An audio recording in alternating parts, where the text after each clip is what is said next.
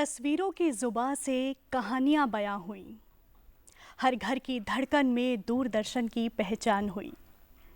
रामायण से चित्रहार तक, समाचार से रंगोली तक, हर लम्हा हमारी भारतीय संस्कृति की शान हुई। नमस्कार, सुप्रभात, गुड मॉर्निंग भारत। आज 15 सितंबर, वो दिन जब सन 1959 में पहली बार दूरदर्शन की नींव रखी गई थी और आज 2025 में हम दूरदर्शन का 66वां जन्मदिन मना रहे हैं। आज दूरदर्शन का स्थापना दिन है। एक ऐसा सफ़र है जहां बचपन की बहुत सारी यादें हैं, जहां बचपन की यादों से लेकर राष्ट्रीय गर्व तक की, राष्ट्रीय पर्व तक की बहुत सी झलकियां हमने देखी हैं। आज 66 वर्ष दूरदर्शन को पूरे हो गए हैं। भारतीयों की बहुत सी यादें इसके साथ जुड़ी हैं। दूरदर्शन हमारी संस्कृति, एक ऐसी समृद्ध परंपरा जिसने घरों को जोड़ने का काम किया है। और परंपरा तो हमारे मॉर्निंग शो की भी ये कहती है कि हम आपको जल्दी से विचार, आज का जो थॉट ऑफ द डे है, उससे साझा करवाएं। और क्योंकि आज के कार्यक्रम में हम दो धाराओं में बह रहे हैं, एक तो आज 15 सितंबर हमने जाना कि दूरदर्शन का स्थापना दिवस है, और वहीं दूसरी ओर एक महान अभियंता यानी इंजीनियर, भारत रत्न की जन्म जयंती भी है, जिन्होंने तकनीक और नवाचार से देश को आगे बढ़ाया। जी बिल्कुल, भारत रत्न हम बात कर रहे हैं मोक्षगुंडम विश्वेश्वरैया जी की।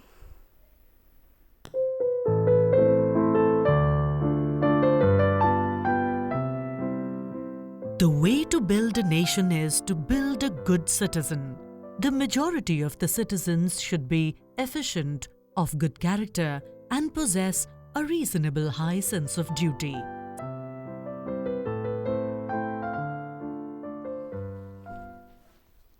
आपका विचार जिसमें भाव था कि जो जिम्मेदार नागरिक बनने के लिए हम सभी को प्रेरित करता है, ऐसा पहल, ऐसी एक कदम जो हमारे इतिहास का हिस्सा बन गई।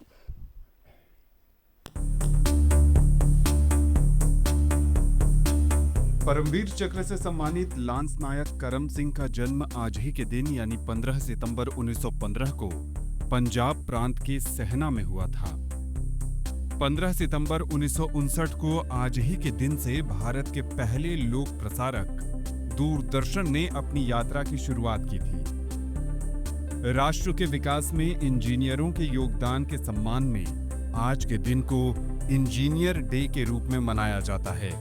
ये दिन भारत के इंजीनियरिंग अग्रणी भारत रत्न सर मोक्षगुंडम विश्वेश्वरैया की जयंती का प्रतीक है। अंतर्राष्ट्रीय लोकतंत्र दिवस हर वर्ष 15 सितंबर को दुनिया भर में मनाया जाता है। ये लोकतंत्र के मूल्य के बारे में जागरूकता बढ़ाने, लोकतांत्रिक प्रक्रियाओं में भागीदारी को प्रोत्साहित करने और लोकतांत्रिक प्रणालियों के सामने आने वाली चुनौतियों पर चर्चा करने के लिए दुनिया भर में मनाया जाता है। प्रसिद्ध उपन्यासकार शरद चंद्र चट्टोपाध्याय का जन्म आज ही के दिन यानी 15 सितंबर 1876 को पश्चिम बंगाल के देवानंदपुर गांव में हुआ था। आज ही के दिन यानी 15 सितंबर 2021 को प्रधानमंत्री नरेंद्र मोदी ने लोकसभा टीवी और राज्यसभा टीवी को मिलाकर नया संसद टीवी लॉन्च किया था। विश्व लिम्फोमा जागरूकता दिवस हर वर्ष 15 सितंबर को मनाया जाता है। ये दिन लिम्फोमा नामक रक्त कैंसर के बारे में लोगों के बीच जागरूकता बढ़ाने के लिए समर्पित है।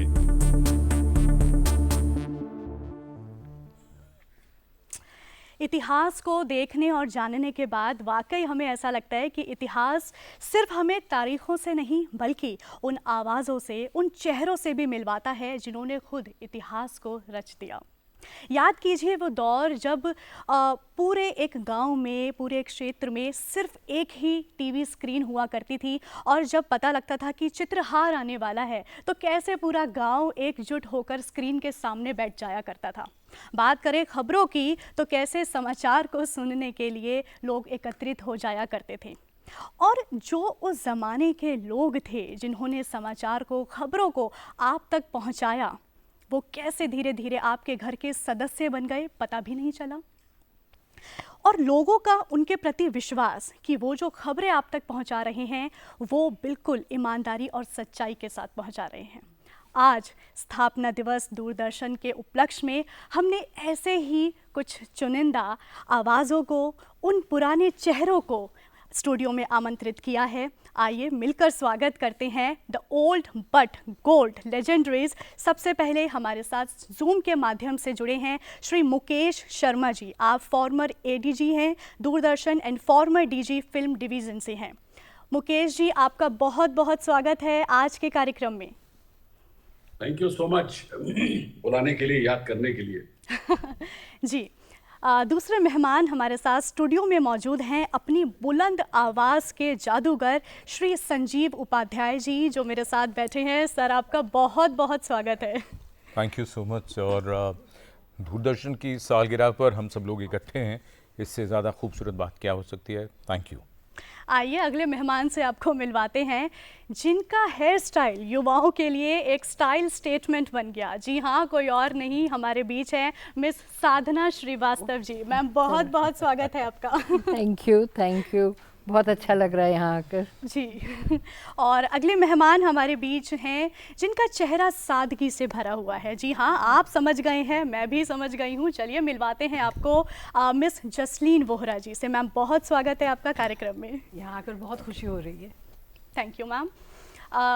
आज साधना जी, देखिए हम शुरुआत करेंगे आपसे। और जन्मदिन है आज दूरदर्शन का, और मुझे लगता है कि आज जो हमारा रोल है ना वो रिवर्स हो गया है। बिल्कुल बिल्कुल। हमेशा आपने सवाल पूछे हैं, लोगों ने जवाब दिया है। तो क्या लगता है कि सवाल पूछना ज़्यादा मुश्किल है या सवाल का जवाब देना का काम ज़्यादा मुश्किल है? मैं जिंदगी भर सवाल पूछते आए हैं तो वो बात मुश्किल नहीं लग रही है, जवाब देना मुश्किल लग रहा है आज। जी, क्या बात है। ठीक है, जसलीन मैम, आपसे मैं पूछना चाहूँगी कि चलिए सबसे पहले तो अब यही बताइए कि कितने समय बाद आपका दूरदर्शन में आना हुआ है? I haven't left Doordarshan. अभी हाल ही में मैंने कुछ प्रोग्राम्स किए हैं। आपको लगता है हम बहुत पुराने हैं। जब गांव में एक टीवी होता था तब वो हमारे भी बचपन की बातें हैं। जी, हमारे वक्त तक घर घर में टीवी होता था और लोग हमें अपने गांव का हिस्सा नहीं, अपने घर का हिस्सा समझते थे। बिल्कुल बिल्कुल ठीक कहा। मैम, आपने जैसा कि जिक्र किया कि एक ज़माना था जब पूरे गांव में एक टीवी हुआ करता था, तो इसी से जुड़ी कोई याद आपके अगर जहन में आती हो जब दूर दराज के लोग कोई भी कार्यक्रम देखने के लिए इकट्ठे हुआ करते थे? दूर दराज में तो मैं कभी गई नहीं, लेकिन जब मैं बहुत छोटी थी तब हमारा इंडिया का 95 टीवी था। तो हमारे घर में हमारे पड़ोसी आते थे। जब फिल्म आती थी तो देखने आते थे, बच्चे आते थे जी। तो एक वो हमारा वो रहता था कि किसको अलाउ करें, किस बच्चे से लड़ाई हो गई उसको नहीं अलाउ करें, वो चलता था। तो यानी शैतानियाँ भी होती थी, प्यार भी था। दूरदर्शन ने जोड़ने का काम किया है एक दूसरे को। मुकेश जी, आप सिनेमा जगत से दूरदर्शन में आए। आपसे मैं ये जानना चाहूँगी कि प्रोडक्शन प्रोग्राम्स के बारे में आपको जानकारी रही है, तो उस टाइम पर जब आप कोई प्रोग्राम बनाया करते थे तो क्या उद्देश्य और क्या उसके पीछे की भूमिका रहा करती थी? धन्यवाद। उस वक्त सीन ये था, मैंने 92 में ज्वाइन किया था। तब दूरदर्शन जो था वो रीजनल चैनल्स नहीं थे, तो हम लोग मेट्रो के लिए या नेशनल के लिए प्रोग्राम्स बनाते थे।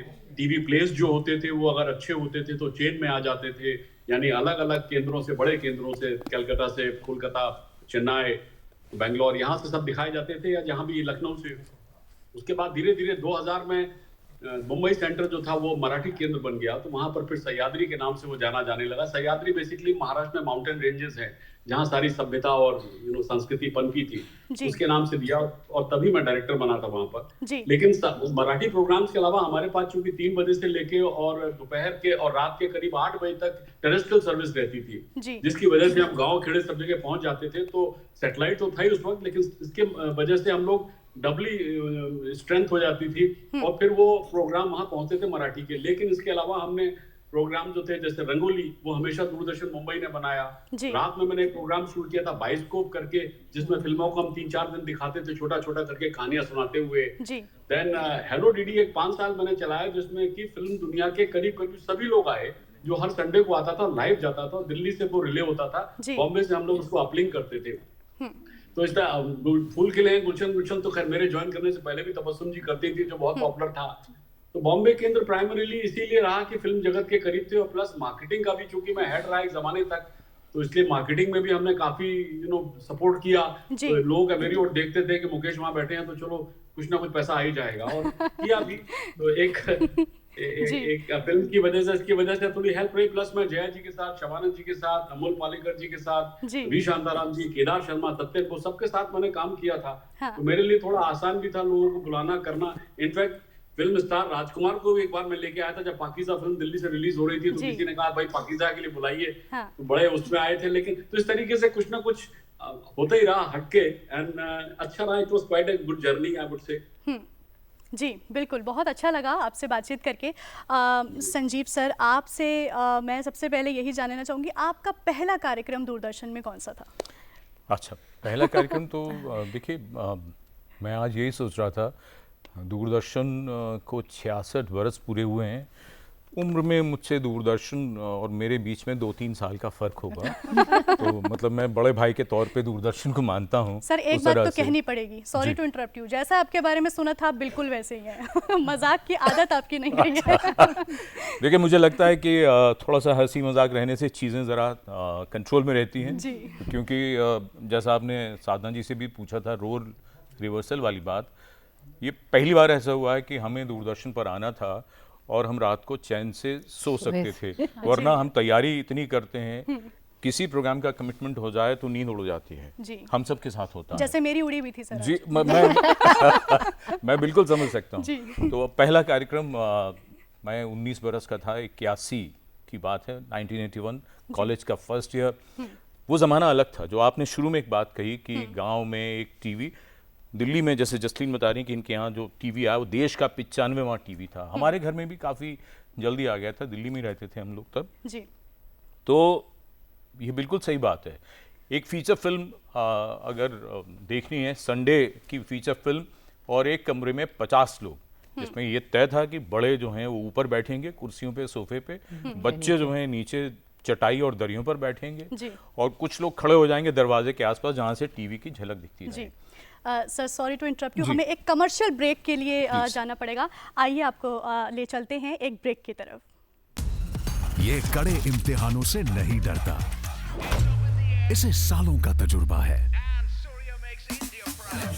इसलिए मैं भी सूर्या पाइप्स का फैन हूँ। देश की तरक्की के सच्चे साथी। सूर्या है तो भरोसा है। ब्रेक के बाद आपका फिर से एक बार स्वागत है। सर, आप अपने एक्सपीरियंस हमसे शेयर करें। जी। मैं बस ये कहना चाह रहा था कि 81 में देखिए ज़माना इतना अलग था आज के मुकाबले। आज अगर किसी दफ्तर में या कहीं, इवन अगर आज दूरदर्शन में भी आना है, तो चुनौतियां बदल जाती हैं, समय बदलता है। तब वक्त ऐसा था कि हम रिसेप्शन पर गए, पास बन गया, प्रोड्यूसर का पता किया। यूथ प्रोग्राम का बहुत क्रेज़ था कॉलेज के दिनों में, स्कूल के दिनों में यूथ प्रोग्राम्स। और हमारे उस दौर के जो मनोज रघुवंशी, विनोद दुआ, इनको देखकर हमें लगता था हम भी एक दिन ये कार्यक्रम करेंगे। पहुंचे प्रोड्यूसर जो थे उस वक्त उस कार्यक्रम के, राकेश भाटिया जी, स्वर्गीय, अब नहीं है इस दुनिया में।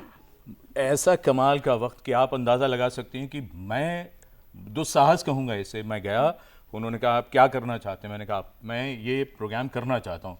उन्होंने कहा क्यों करना चाहते हैं? मैंने कहा आपका कार्यक्रम मैंने कल का देखा और मुझे लगता है कि आपके उस एंकर से बेहतर मैं कर सकता हूँ। मतलब मैंने कह दिया। लेकिन अब इसके उलट ये देखिए कि मुझे कार्यक्रम मिला और सब हैरान। तो 1981 में बिना किसी सिफारिश, बिना किसी के कहे हुए, और ये परख दूरदर्शन के लोगों में रही है। इसी वजह से यहाँ के जो चेहरे हैं, हमारे साथी, हमारे सीनियर, जितने बड़े बड़े जो आइकन्स हैं, लेजेंड्स हैं। बिल्कुल, क्या बात है। मुकेश सर, आपसे आपने रंगोली कार्यक्रम का जिक्र किया, जो मेरे दिल के बहुत करीब है। मैं भी बचपन में उसी को देखते हुए बड़ी हुई हूँ। तो रंगोली से जुड़ी कोई खास याद अगर आपको, आपके जहन में आती हो, तो प्लीज़ हमसे साझा करें। देखिए, प्रॉब्लम क्या थी कि सारे प्रोग्राम प्रोड्यूसर्स करते थे और मैं चूंकि डायरेक्टर जनरल या कहिए एडीजी सब था, इसलिए बहुत ज़्यादा मैं नहीं जाता। लेकिन फिर मैं सेट पे जाता था और सभी लोग जितने थे सभी आए। एक मुझे याद है, एक दौर पर यहाँ आपके थाईलैंड के डिप्टी प्राइम मिनिस्टर आए थे जी। और उस वक्त हमारे पास स्वरा भास्कर जो थी, शी वाज एंकरिंग रंगोली। जी। और वो अचानक वो सेट पर बोले मुझे देखना है कैसे क्या रहा, वो जो डिप्टी प्राइम मिनिस्टर थे, तो मैं उनको ले गया था वहां पर, एंड स्वरा और सभी लोग एकदम चौंक गए, कह रहे अचानक यहाँ पर डिप्टी प्राइम मिनिस्टर थाईलैंड के, वो भी, but he was quite happy to see कि the way we were doing it, and Swara भी उनसे मिली थी, क्योंकि मैं अंदर गया था उस वक्त शूटिंग चल रही थी, इसलिए मुझे याद रह गया, बाकी तो सब प्रोड्यूसर ही करते थे। देखिए सारा खेल तो प्रोड्यूसर्स का था, हम तो सिर्फ महज जिसे कहते हैं कुम्हार का काम करते थे, हाथ लगाते रहते थे कहाँ लगाना है, तो I would give all the credit to them rather than me anything. But एक चीज अच्छी थी कि मैंने कुछ नए प्रोग्राम्स नेशनल के लिए शुरू किए थे, कुछ सह्याद्री के लिए जी। और अगर आप अपने आंकड़े देखेंगे तो 2000 से लेकर 2005 तक सिर्फ डीडी के मुंबई जो था उसने कम से कम मेरे ख्याल से समझिए 40 करोड़ के आसपास 45 करोड़ का रेवेन्यू पहुंचाया था, और उस चक्कर में और वैसे भी प्रोग्रामिंग की वजह से भी आई बॉल्स इतने हमको मिले थे।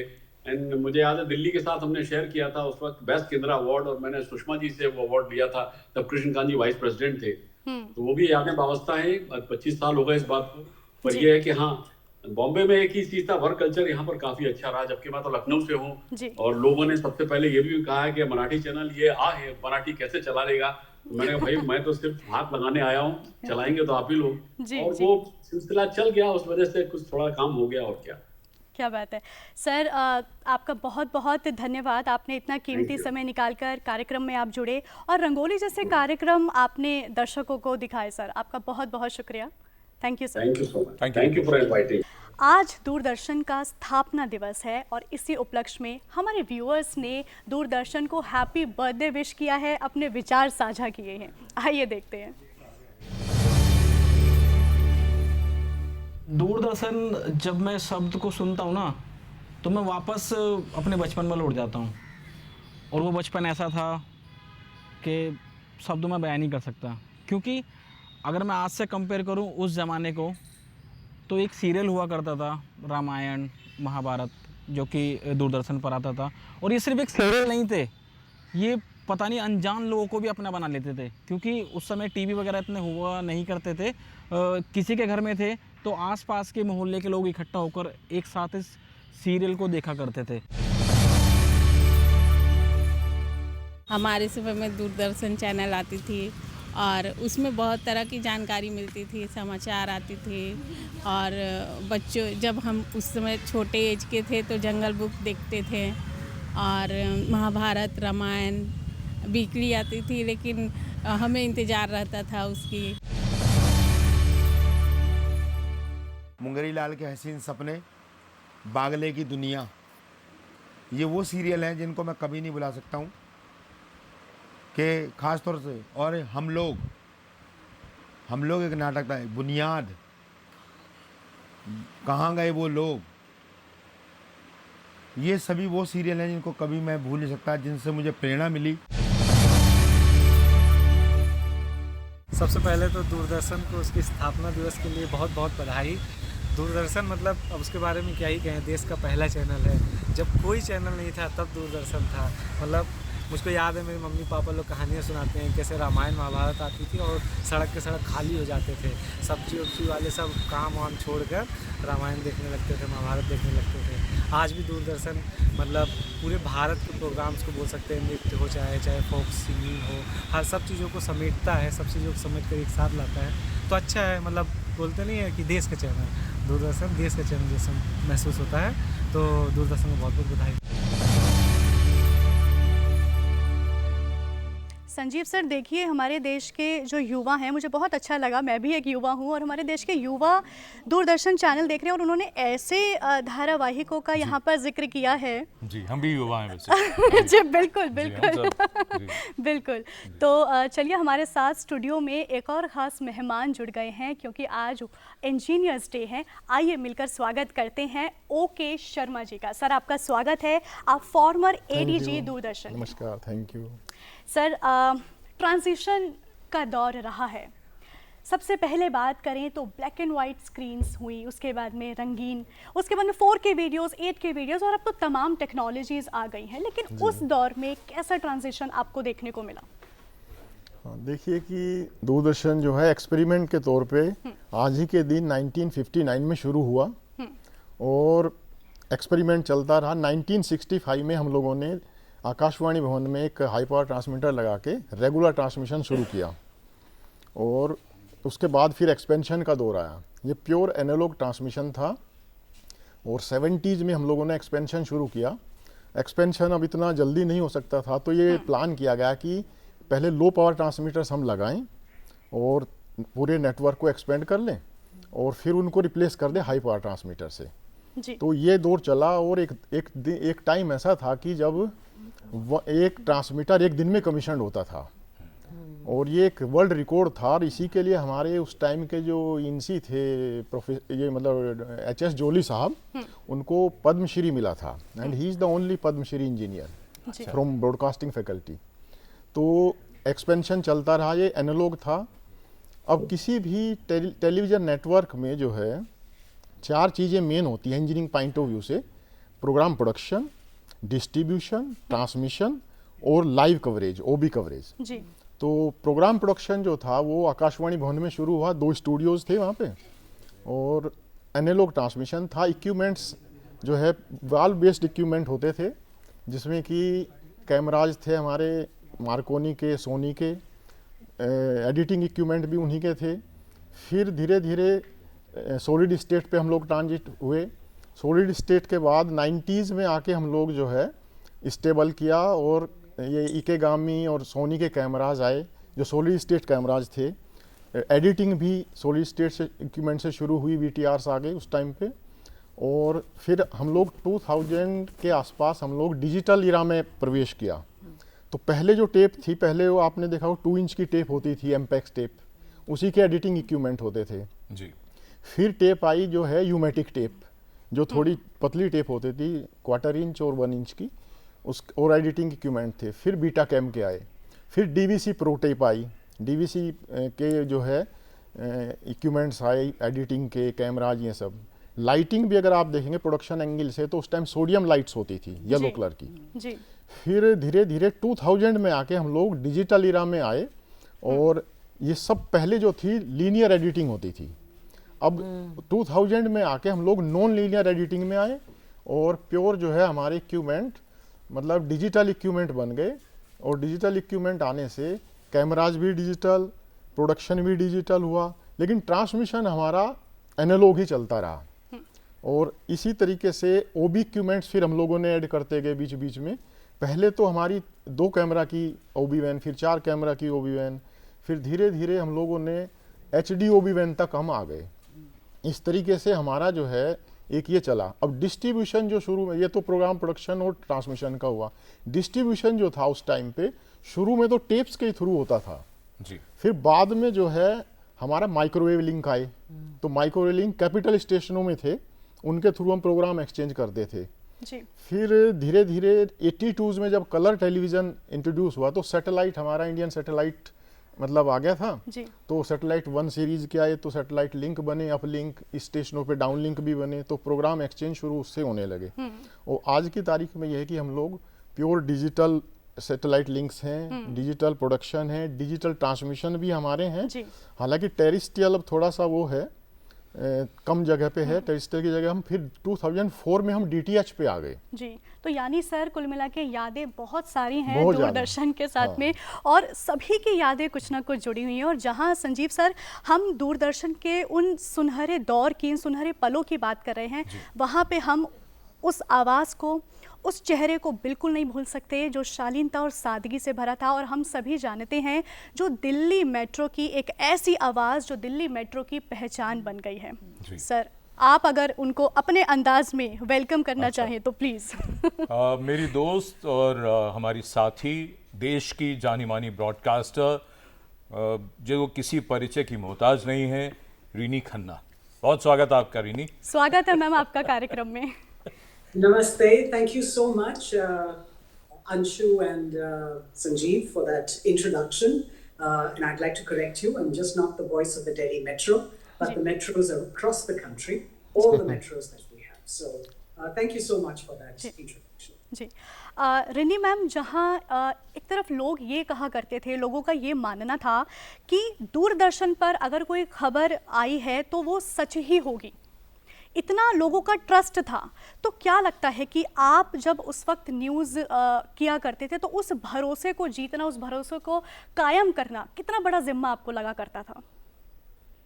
Yes, Anusha, it's really amazing because this is a journey of more than 66 years, and today, as we celebrate Doordarshan's foundation and its birthday, as it were, we recall that from the first black and white television broadcast in 1959, as my previous colleague was mentioning, today it is a trusted household name across the country. And it's more than just a broadcaster. It's a national companion. Very often it's been called Desh Ka Dhadkan, rightfully so. It informed us, it educated us, entertained us, and most importantly, united us. And this was somebody who you could trust right through. So if it was on Doordarshan, news was authentic, news was trustworthy, and news was true. जी Sanjeev sir, देखिए आपके साथ ही यहाँ बैठे हैं जी, और मैं आप सभी से बहुत छोटी हूँ, तो मुझे अब ऐसा लग रहा है कि बॉल आपके कोर्ट में मुझे फेंक देनी चाहिए। अब आप संभालिए कार्यक्रम और आप अपने साथियों से पुरानी यादों को ताज़ा करें। नहीं बिल्कुल, थैंक यू अंशु। और आप छोटी ज़रूर हैं, लेकिन ये वही रास्ता है जिस पे हम सब चले। हमारे दौर के जो सीनियर्स थे, साधा आपसे शुरू करते हैं। जब आपने टेलीविज़न शुरू किया तो क्या उस वक्त आपने, अब जो आपके सीनियर्स और क्या एक्सपीरियंसेस, कुछ एक आध बातें हम एक एक करके आप सबसे सुनते हैं, शर्मा जी से भी सुनेंगे, क्योंकि इंजीनियर्स का तो कहा जाता है ना, टेक्नोलॉजी क्रिएटिविटी के साथ जो आप लोग ब्लेंड करते हैं, जो हम लोग देखते हैं, तो हम कुछ भी नहीं है बिना आप लोगों के। जी, साधना आपसे शुरू करें। और जब मैंने शुरू किया तो सब कुछ लाइव हुआ करता था, रिकॉर्डिंग नाम की कोई चीज़ नहीं होती थी। न्यूज़ हो, कृषि दर्शन हो, उसका सारे बीच के चंक्स हों, प्रोग्राम्स हो, सब लाइव जाया करता था। तो लाइव ट्रांसमिशन की बहुत चैलेंजेस हुआ करते थे। उसमें एक तो हमारे सीनियर्स जो थे हमेशा हमें प्रोत्साहित भी किया करते थे। मुझे याद है एक बार हम लोग तो शुरू में सिर्फ बीच वाला अनाउंसमेंट जो एक लाइन बोलकर फिर कैप्शन पे चले जाते थे, और उस दिन ओपनिंग मीनू का करना था, और वो आके कहती अब तो मैं न्यूज़ में आ गई, ओपनिंग तुम करोगे। और बहुत लंबा चौड़ा अनाउंसमेंट हुआ करता था, और मैं हक्की बक्की सब याद करना पड़ता था, सब रटाया, मतलब 2-2.5 मिनट का जाता था और सब रटना पड़ता था। अच्छा, मैंने कहा ये कैसे होगा, मतलब आई वाज बस फ्लॉड। तो कहती है अच्छा मैं लिख देती हूँ तुम्हारे लिए। तो मेरा पूरा अनाउंसमेंट उसने लिखा, कहती है आप अच्छे से याद करके रट के जाना, भूलना मत। वो तो चले गई। फिर आया मेकअप मैंने कहा भी तो कुछ है नहीं, तो चाय पीने चले गए थे वो। तो मैंने कहा आप क्या, तो मधु राजा जी खड़ी हुई थी मेकअप रूम में, तो उनका अब मेकअप करना भी सीख लो तुम। She helped me. बट इस तरह से सीनियर्स ने बहुत ही प्रोत्साहित किया, बहुत हेल्प किया। और चैलेंजेस लाइफ उसके होते थे, लाइक कुछ भी चल रहा हो और आपको पता नहीं स्टूडियो में कब आ जाएंगे। अच्छा, तो अक्सर होता था कि ड्यूटी रूम कोई लाइव वो भी चल रहा है, स्टूडियो में वापस आ रहे, उठ के भागो स्टूडियो। क्या बोलना है कोई नहीं बताएगा आपको, क्योंकि जब तक फिलर लोड होगा 2 मिनट लगा करते थे तब BCN वगैरह लोड करने में। तो 2 मिनट तक आपके पास मटेरियल होना चाहिए, क्या बोलना है कोई नहीं बताएगा, क्या नहीं बोलना है सबको मालूम है। देखे उसको पढ़ना है, आपको जस्ट याद करना है सब चीज़। वाओ। लाइव टेलीविजन में ये सारे चैलेंजेस होते हैं, और अभी भी बहुत से ऐसे मौके होते हैं। और जब शर्मा जी ने भी देखा है कि इनको भी कई चीज़ें नहीं पता कि अब क्या हो सकता है और लाइव सिचुएशन में क्या हुआ। रिनी, हम आपके पास आना चाहेंगे। उससे पहले, चूंकि जैसा कि अंशु बता ही चुके हैं कि अभी आपने साधना से आपने सुना वो जो बता रही थी अपना किस्सा। आप, हम सब के पास बहुत सारे किस्से हैं, वो कौन सा ऐसा ख़ास किस्सा आपको आज याद आता है, बताइए। As you mentioned, Sanjeev, किस्से तो बहुत हैं। Hi Sadhna, hi Jasleen. It brings back the days that when we used to hang around in the corridors of Doordarshan. And as you were talking, I remember, there's little details like you did not have a talk-back facility, which was a little earphone inside your ears that would tell you what is going on the floor, the production floor, where the engineers, where the producers are all gathered and putting in their inputs and giving us some sort of inputs. That came much later. So you had a floor manager that you had to, navigate through. He would give you instructions, and very often it was difficult for us to understand what was the sign language that he was using. He was not talking. He would only give a sign language. We had to learn sign language first before we learnt language of broadcasting. So there were interesting episodes when something was communicated and it was misinterpreted by the newsreader. And at the newsreader's end, actually, the bulletin actually rested. So you could either demolish a bulletin or you could successfully launch a bulletin. There were times when the floor manager would give you an instruction and you would not have understood it. So you would have waited for a little while and the screen becomes frozen because you're trying to interpret what is going on and then put it out on the screen for the viewer to understand. So you are the face literally that portrays the news, that passes on the information. And very often it could become a tragedy because you did not know whether the film was rolling or the film was not going to roll, and you were trying to hold fort. And suddenly the film rolls and your voice is cut off.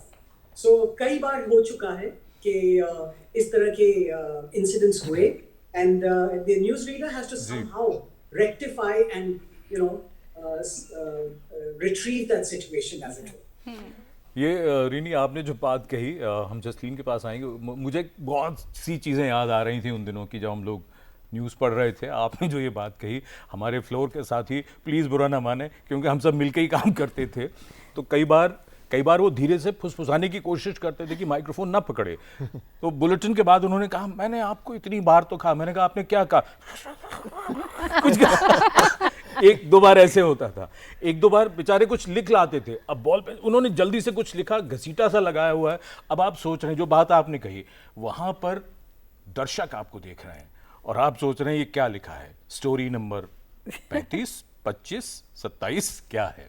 खैर जसलीन बताइए। ये हम बात कर रहे हैं floor managers की, मुझे लगता है that they were really they were the protectors. ये जो हंसने की बात है वो तो है ही, लेकिन आज भी अगर हम कोई ब्रॉडकास्ट करें तो हेडफोन हो नहीं हो, ईयरपीस हो नहीं हो, वो आपको असल में वो कंट्रोल करते हैं कि प्रोडक्शन साइड पे क्या हो रहा है। अभी भी कर रहे हैं। हाँ, अभी भी कर रहे हैं। इनफैक्ट अभी हम बड़े सुंदर से लग रहे हैं, लेकिन अगर कोई कैमरा पीछे घुमाए स्टूडियो में तो वहाँ अभी भी बहुत एक्टिविटी हो रही है। हमारे फ्लोर मैनेजर इस वक्त भी बहुत सतर्क होकर खड़े हैं। हमसे कोई गलती हो तो हाथ में डंडा नहीं है, लेकिन हमें संभालने के लिए होता है। सो ये जो सब एक साथ मिलके करते थे ना, आपने मेकअप आर्टिस्ट की बात की, हमारे जो मेकअप आर्टिस्ट होते थे वो लाइक गार्डियंस होते थे। हाँ, नहीं तब से भी और अभी भी होते हैं। I remember the first time I came, I was too shy and I wouldn't talk to most people, तो द मेकअप आर्टिस्ट सेड हमसे बात नहीं करोगी तो हम नाक भी टेढ़ा कर सकते हैं। So I was so scared, I said नहीं मैं आपसे ज़रूर बात करूंगी। उसके बाद तो I became a total chatterbox, I would talk to everybody. I can just intervene here. Yeah. I just wanted to add, you see, a lot of people don't understand the mechanics of a broadcast. I mean, there are more than 1,000 people who are involved in a broadcast. Absolutely. You are just the shop window. Yes. But what goes on behind that window, there is scores of people who are working to make sure that this works correctly, and what the information is that is going out to the nation goes out correctly. So it's a huge responsibility. And I think kudos to Doordarshan's engineers, to the entire family.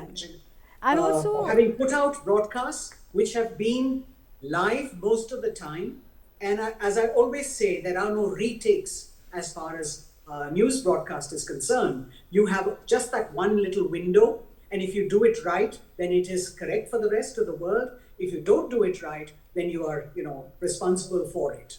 Absolutely René, जो बात आपने की, देखिए makeup से लेके programming के एक हमारे साथी और मेकअप और यहाँ पर कैमरे के पीछे जो हमारे साथी हैं, ख़ास तौर पर ओबीज़ का जिक्र शर्मा जी ने किया था। ओबीज़ में हम लोग बहुत सब साथ रहे हैं, जसलीन, रीनी, साधना, और इसके अलावा बहुत हमारे साथी हैं। वहाँ पर ऐसी कंडीशंस होती हैं, 26 जनवरी को जब हम कर रहे हैं, टेम्परेचर इतना डाउन है, धुंध है, और ये लोग खुले में बिल्कुल, और वहाँ बर्फीली हवा है, और सुबह आप अंदाज़ा लगाइए दिल्ली की सर्दी, और सुबह 5-6 बजे के आसपास वहाँ पर आप खड़े हुए हैं राष्ट्रपति भवन में ऊपर की जगह, 15 अगस्त है, बारिश हो रही है, कुछ भी हो रहा है, तो इंजीनियर्स डे पर तो आज आपके लिए एक स्पेशल थैंक्स तो बनता है, आप और आपकी पूरी टीम आपको के लिए। शायद याद होगा कई बार ऐसे प्रोडक्शंस हुए हैं, जैसे न्यू ईयर के प्रोडक्शंस हमारे Correct. बहुत फेमस होते थे। हाँ। तो जो एडिटर है या कुछ और टेक्निकल लोग हैं, मैंने देखा एक वहाँ थे जो अपनी बारात से आए थे एडिट करने को, और उसके बाद उन्हें अपने फेरों के लिए जाना था। इस तरह की डेडिकेशन भी होती थी।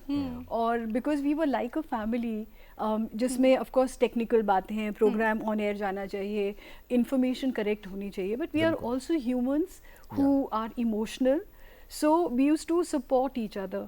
तो साधना का भी होगा, संजीव जी को चाय पीनी बहुत पसंद है, मेरे अपने थोड़े पिलानी भी So the floor manager, the makeup artist, the production people, they used to ensure.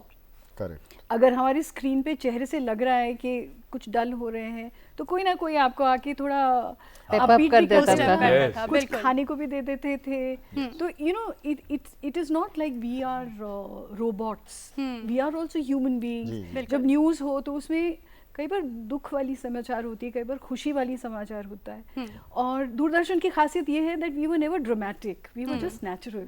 जी, तो I think that is what made us special. बिल्कुल, क्या बात है, बहुत अच्छी बात मुझे मैम की लगी कि दूरदर्शन हमेशा नेचुरल रहा है। बिल्कुल। आज साधना मैम, मैं आपके बारे में थोड़ा सा पढ़ रही थी तो मुझे आपके कुछ किस्से नज़र में आए, लेकिन मैं आप ही की ज़ुबानी उसको सुनना चाहूँगी। कुछ ऐसा किस्सा था कि आप ऑन एयर थे, कोई एक शख्स थे वो शायद गिर गए थे और वो पूरे प्रोग्राम में गिरे ही रहे थे, तो वो किस्सा आप हमें ज़रूर बताएं। जैसे था सब कुछ लाइव जाता था। I remember world of sport आता था, लंबा प्रोग्राम होता था और उसके कई सेगमेंट्स होते थे। वर्ल्ड ऑफ स्पोर्ट के पहले अनाउंसमेंट होती थी, उसके बाद होती थी, और सब स्टूडियो 1 से जा रहा था, तो लिमिटेड स्पेस में एक उठ रहा है, दूसरा बैठ रहा है उसी जगह पर, लाइट एडजस्ट हो रही थी।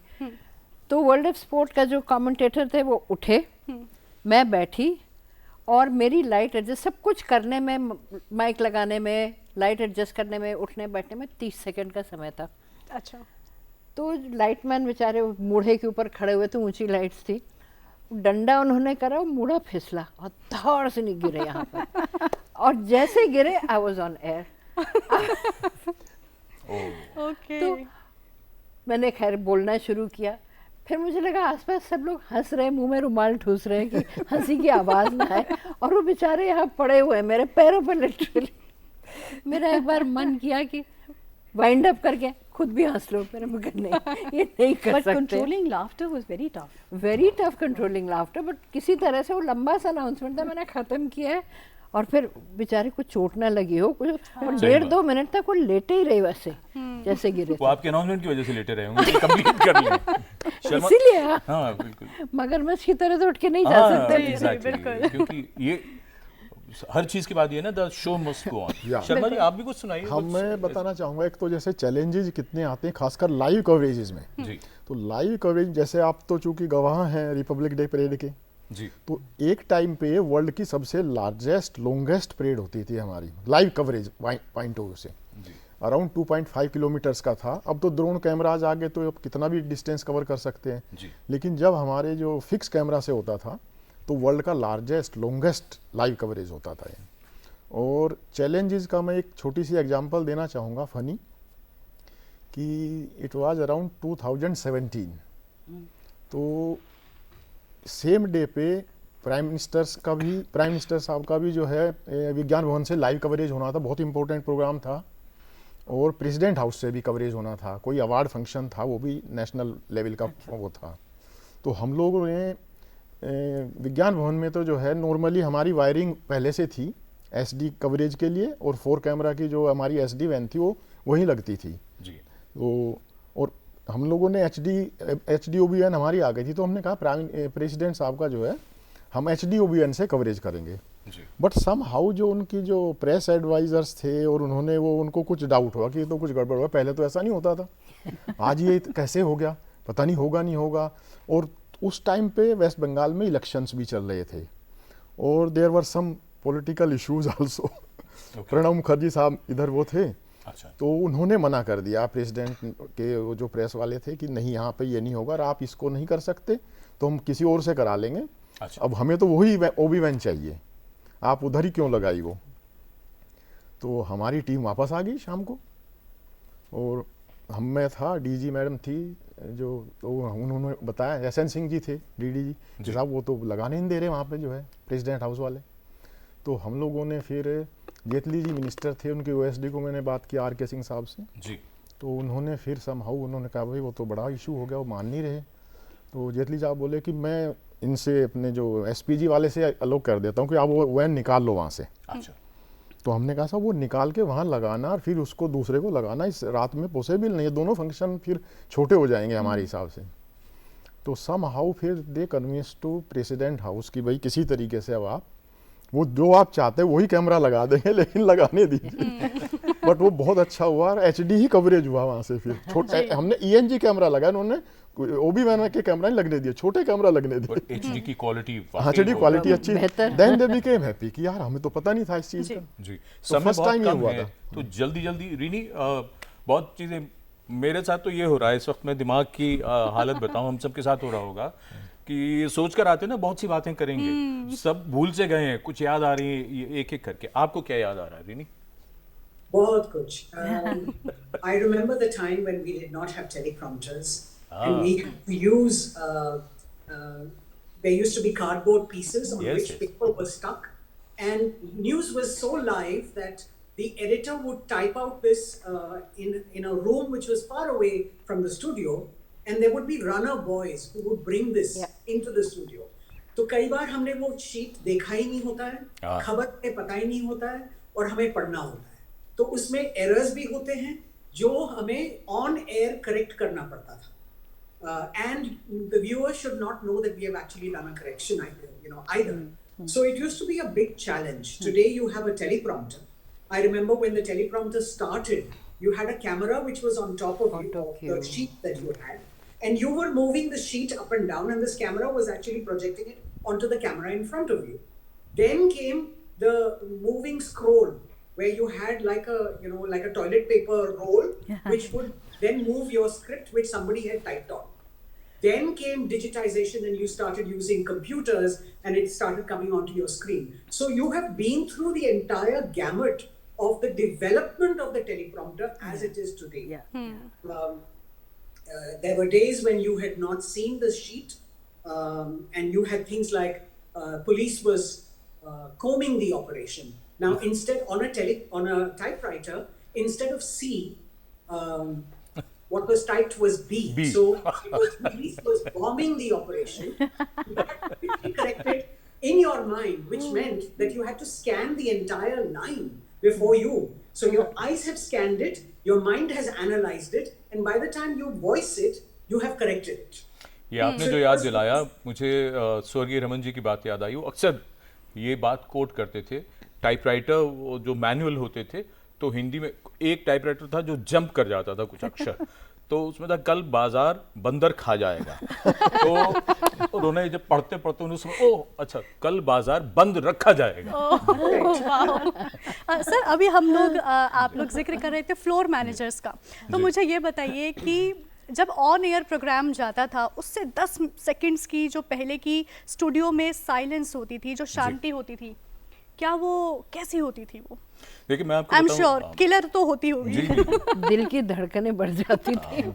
जी ये दो लोग हैं, जसली ने भी वो बात कही, साधना भी कह रही थी, हमारे प्रोड्यूसर्स के अलावा जो जिनसे हमारा सबसे ज़्यादा इंटरेक्शन जो होता है वो हैं मेकअप के हमारे साथी और हमारे फ्लो मैनेजर। ये हमारे बड़े करीबी दोस्त हैं और फिर जो है हमारी दोस्ती होती है जो हमारे कैमरा पर्सन्स हैं, क्योंकि इन मतलब हम कैसे दिख रहे हैं ये तो यही तय करते हैं।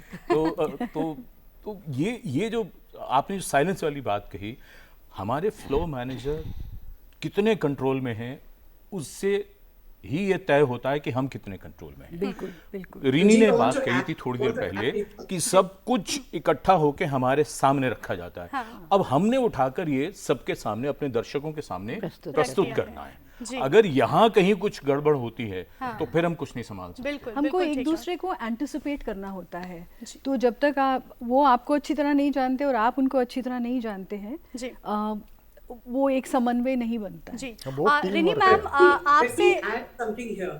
there was a time when you were just a single news reader. जी. Then it became the time when you had two news readers, preferably a male and a female, which meant that the problems compounded because you had not just one microphone, now you had two microphones that the producer was controlling. उन दिनों में microphone of नहीं किया जा सकता था manually हम लोगों से. So if the other person was coughing, or if the other person was doing something which was going to interfere with your broadcast, it was very difficult for you to indicate, saying that आप please खांसिए मत या अपना गला please आप clear मत करिए. So we then invented this, the switch that could cut off your own microphone. So very often when you were talking and suddenly you felt that okay, a cough was coming, you would cut off the microphone and clear your throat and quickly then go on to the next thing. आप देख सकते हैं cake हमारे सामने रखा है, तो it's time for celebration. और आज क्योंकि दिग्गज ओल्ड इज गोल्ड हमारे बीच में लेजेंडरीज हैं, तो बिल्कुल एक सेलिब्रेशन बनता है, एक ग्रैटिट्यूड दूरदर्शन को हम सब की तरफ से, और एक ही स्वर में हम सब मिलकर कहेंगे happy birthday Doordarshan. So it's time for celebration. Please ma'am, हमारी feel honour, sir please join us. Ma'am please join us, please. Sir, please. Sir, please. Please.